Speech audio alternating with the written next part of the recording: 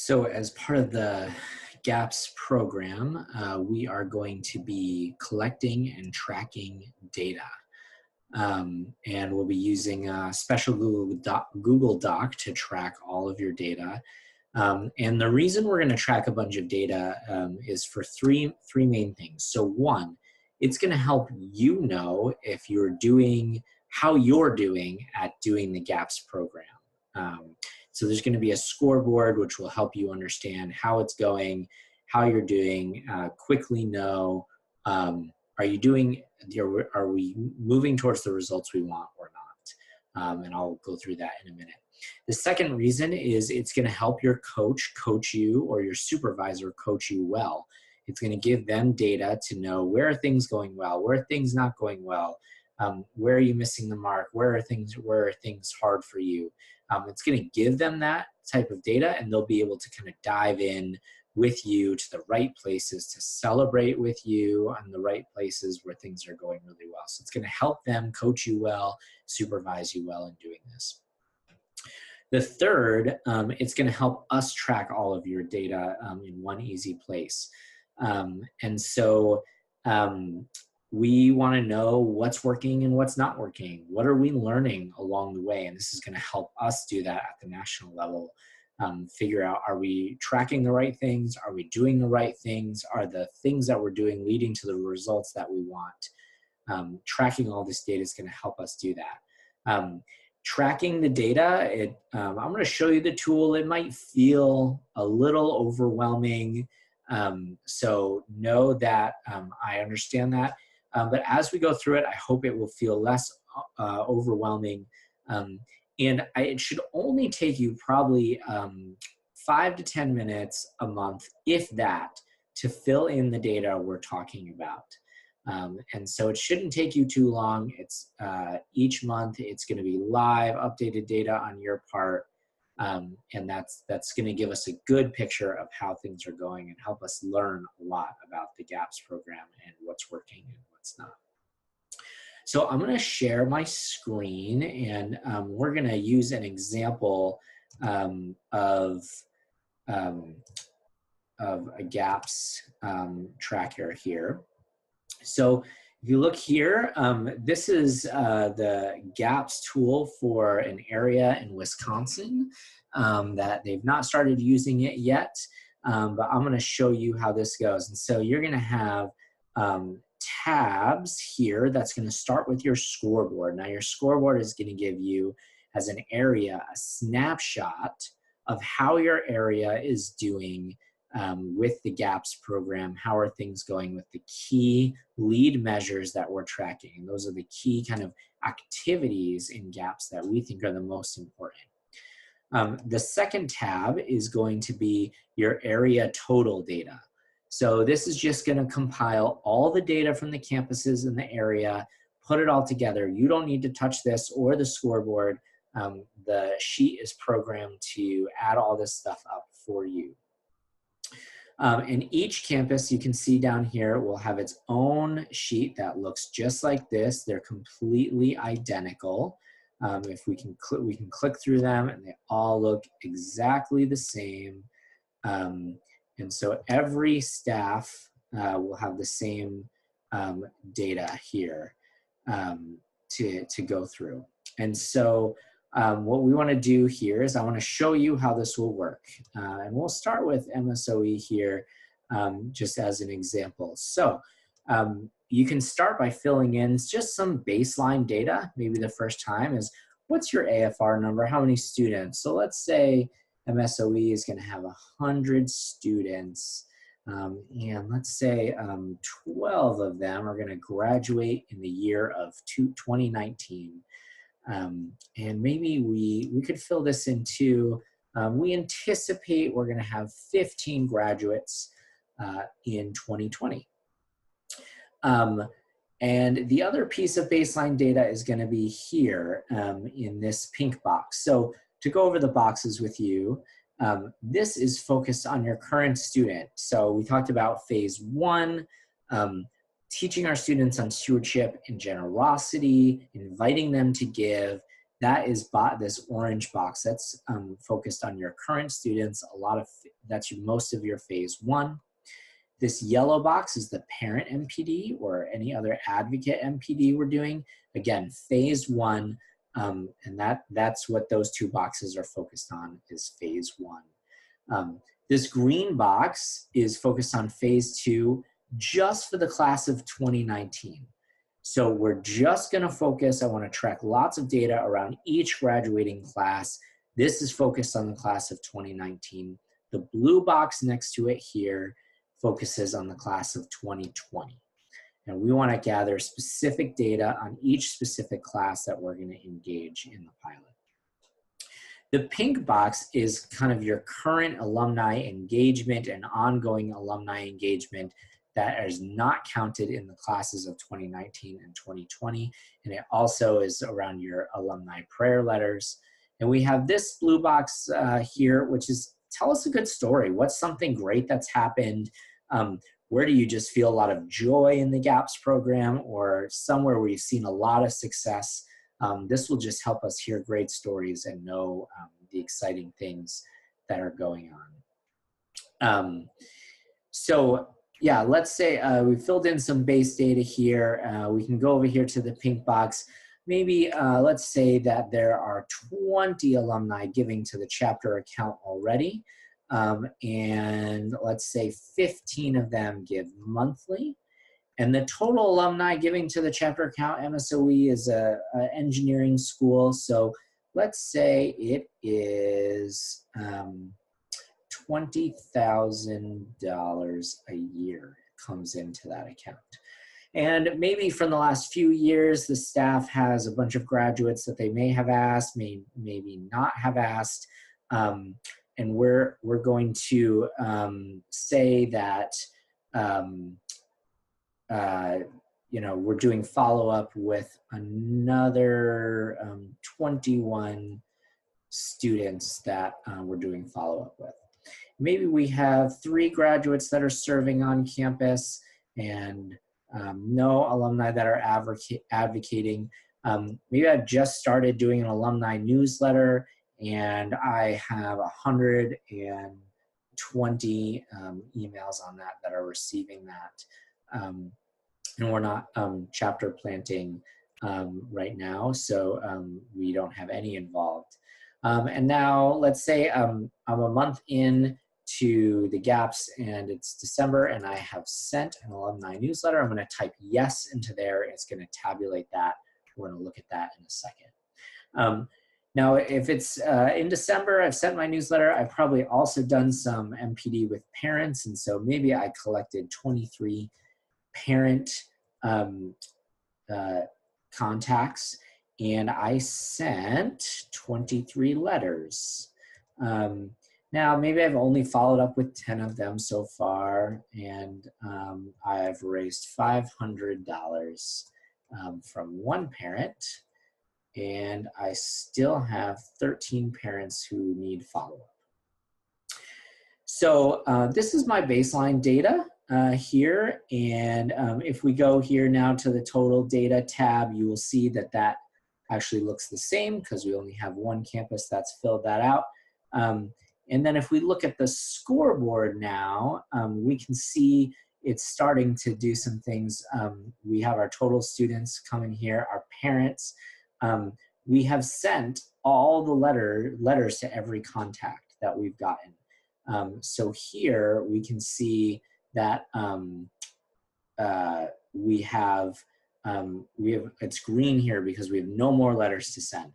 But we've only followed up with 43% of our parents, our parent letters that we've sent. So that's still in the red because we want to follow up with all of them. So maybe next month, MSOE comes in and the staff says, I now have followed up with 20 and I only have 3 more follow-ups to do.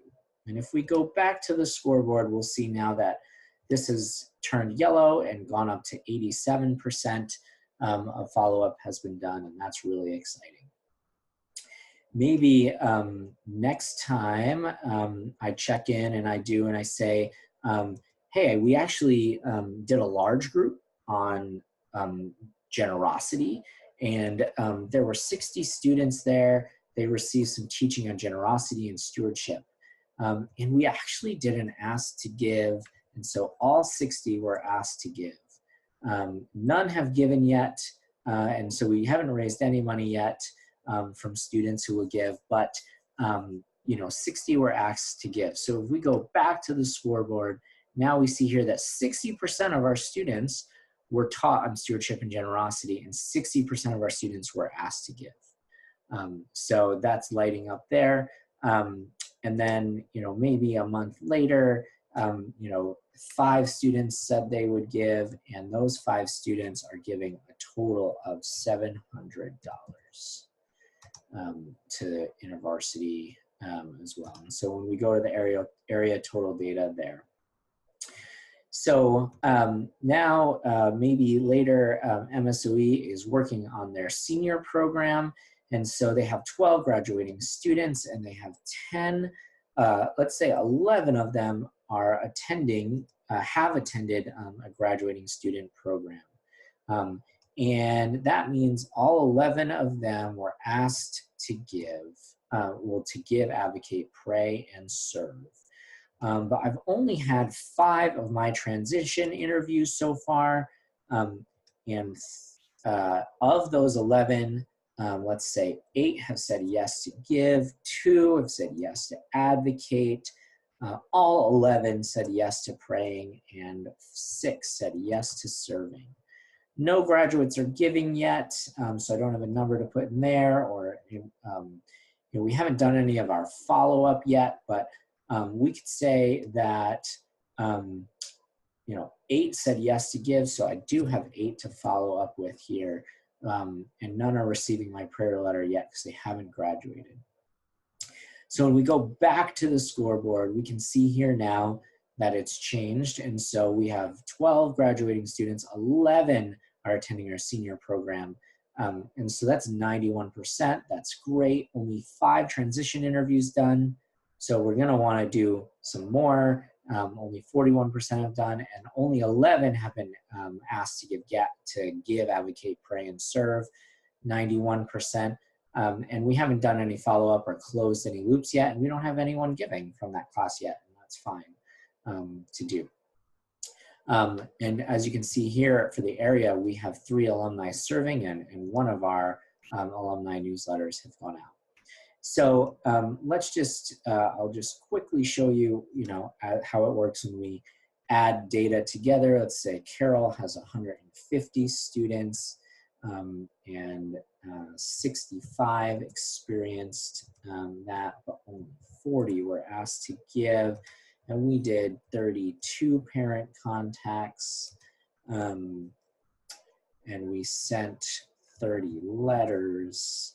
We raised $4,500 from 12 parents, and we followed up with 25, and we still have 5 to follow up with. And at Carroll, we're going to have 22 graduates, and only 18 are coming to my senior program. Oops, apologize for that.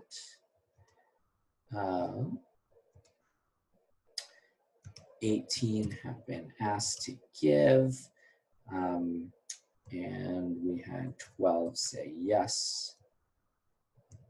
3, 17, and 7. And we've done 10 transition interviews. 10 let's say we're going to have, 21 graduating students this year. We have 26 alumni giving, 19 of them monthly. They're giving a total of 16,000. We're following up with 21. I have 12 alumni serving, 2 advocating. We have 200 and 0 in church. And did do this. So now, when we go back to the area total data, see it's adding all this up. So as an area, we have 250 students and 100 we're asked to give. We have 34 graduating students in this class, and you can see all the numbers are added up there. 55 parent contacts. We've raised 5,000 from 13 parents giving. And when we go back to the scoreboard, we can see now that these have changed, right? There's only 2 that still need to be followed up with. 50% of the students in the area have been taught stewardship, and we can see the numbers have changed for the class as well. And so, you know, each campus is going to go through and start to fill out this data, and it's going to put it all together in the area. It's going to put the scoreboard together. And again, we have 3 reasons why we're going to do this. So you can know how you're doing. So your coach and your supervisor can know how you're doing and help you do it better and celebrate where you're doing well. And so that we as a national movement can learn what's working and what's not, what gets us to our goals and what doesn't. And there's accountability here. And again, I don't think it'll take you long to kind of update these numbers every month to help us have an accurate understanding of what's going on in gaps in your area and on your campus. So each of you will, each area or region, each area will receive its own tool just like this, which will be customized with all of your campuses on there. We ask that you update this data every month so that we have an accurate depiction of what's happening, make sure that only numbers go in places where we're supposed to be numbers, no question marks. Don't put NA if it's not applicable, just put 0 so it doesn't mess up the formulas. We'll be able to see how we're doing and what we're learning as we go. So thank you for your faithfulness in providing the data that we need to do this assessment of the program and ongoing learning as well.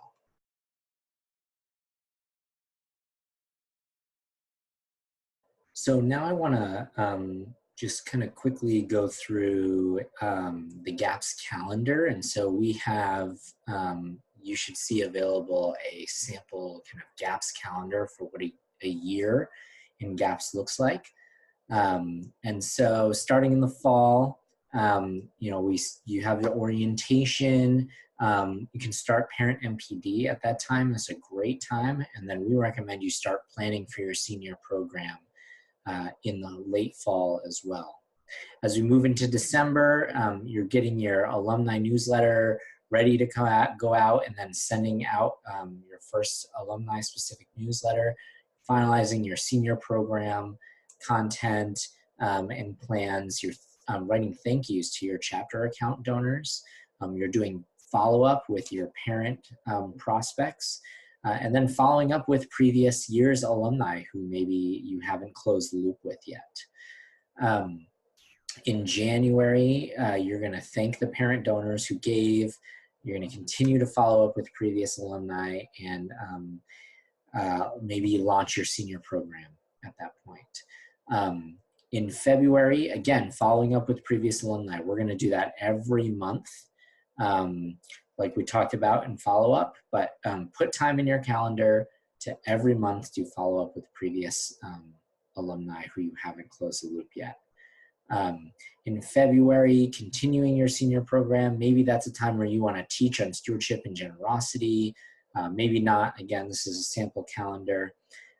March, again, continuing your senior program, and you probably want to start your transition interviews in March so that they're not all concentrated in April, like we've talked about.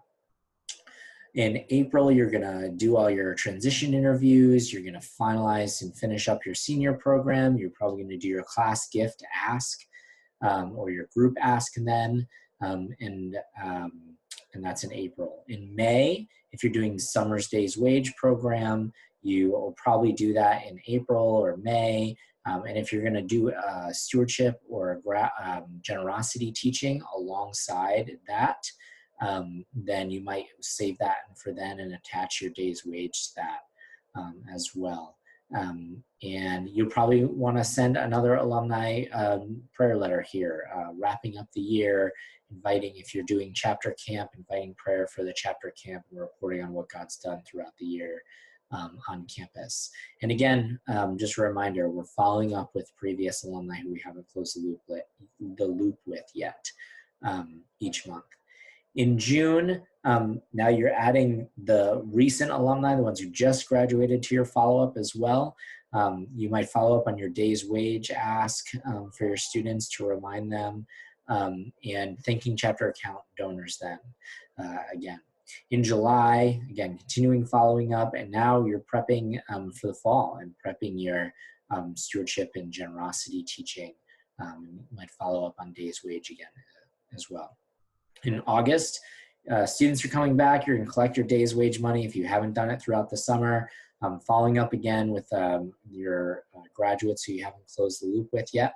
September, no activity except get an alumni newsletter out, asking them to pray for and engage with NSO with you.